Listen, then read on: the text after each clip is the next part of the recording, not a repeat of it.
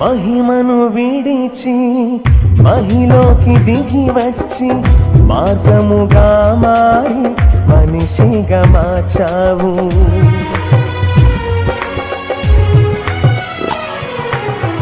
మహిమను విడిచి మహిలోకి దిగి వచ్చి మార్గముగా మారి మనిషిగా మార్చావు.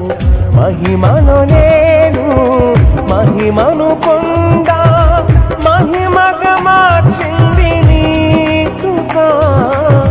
మహిమను నేను మహిమను పొందా మహిమగా మార్చింది నీ కృప. యేసయ్యా నీ కృప మాకు చాలయ్యా, నీ కృప లేనిదే